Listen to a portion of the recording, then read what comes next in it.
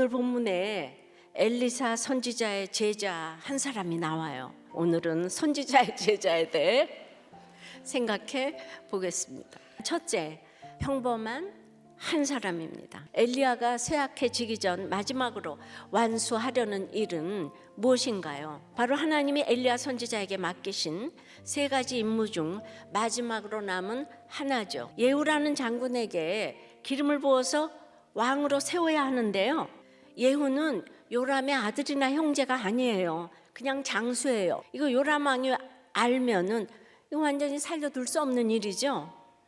그래서 엘리사는 예후에게 직접 가지 않아요. 이거는 비밀리에 해야 하는 일이기 때문이죠. 이 일은요, 아합의 집을 심판하시려는 하나님의 일이에요. 제자 중 하나를 불러요.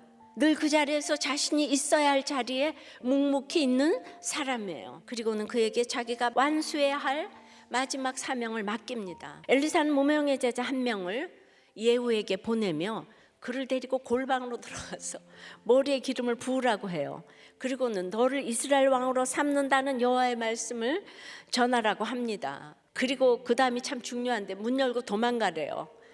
돌아오라는 거죠. 이게 굉장히 간단한 것 같지만 사실 아주 위험한 일이죠. 가장 평범한 한 사람이 엘리사의 마지막 사명을 맡아 완수하는 가장 비범한 인생이 되는 거죠. 여전한 방식으로 비비고 닦고 문지르면서 살고 있을 때 하나님이 불러주시기 때문입니다. 하나님의 부르심이 가장 평범한 인생을 가장 비범한 인생이 되게 합니다. 평범한 일상을 성실히 잘 살고 있을 때 사명의 자리로 불러주십니다. 자기 자리를 잘 지킨 그 평범함이 사실은 가장 비범한 것이에요. 둘째는 절대 순종합니다. 선생님 말씀에 어떤 토도 달지 않아요.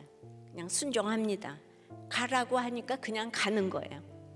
이게 절대 순종이에요. 길라라모 진영에 이제 도착을 했어요. 예후가 대답을 하지 않을 수 없을 만큼 계속해서 외쳤습니다. 이 제자는 선지자 스승님 말씀대로 실행하는 것이 제일 중요해요. 어떤 것도 말씀에 순종하는 것보다 우선인 것이 없다는 확고한 결단이 있기 때문이에요. 이게 진짜 제자예요. 가장 훌륭한 제자는 이미 많이 하는 제자가 아니라 잘 듣는 제자, 잘 배우는 제자입니다. 머릿속 정보와 지식으로 끝나면 온전한 배움이 아닙니다.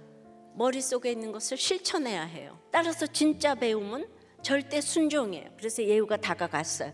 그래서 제자는 선생님이 시킨 대로 예후를 골방에서 이제 따로 보겠다고 해요.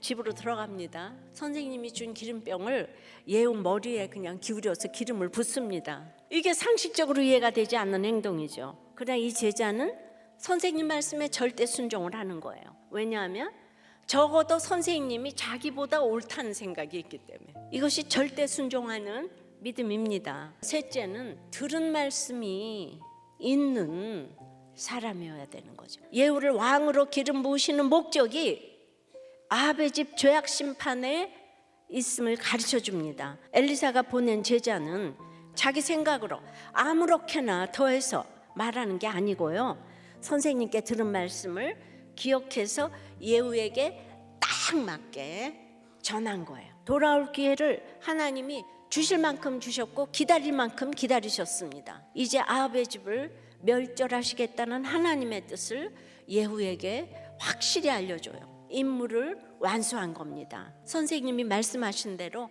곧 문을 열고 도망합니다. 그러니까 말씀대로 하는 거예요. 말씀대로. 내 맘대로 하면 안 돼요. 끝까지 자기를 특별히 여기지 않는 거예요. 끝까지 절대 순종하는 거예요. 엘리야 선생님으로부터, 엘리사 선생님으로부터도 말씀을 들었어요. 그런데 듣고 잊어버리지 않았어요. 말씀을 들었기 때문에 예후에게 필요한 말씀을 전할 수가 있었습니다. 평범한 인생을 비범한 사명의 인생 되게 하는 힘은 오직 주님의 말씀이에요.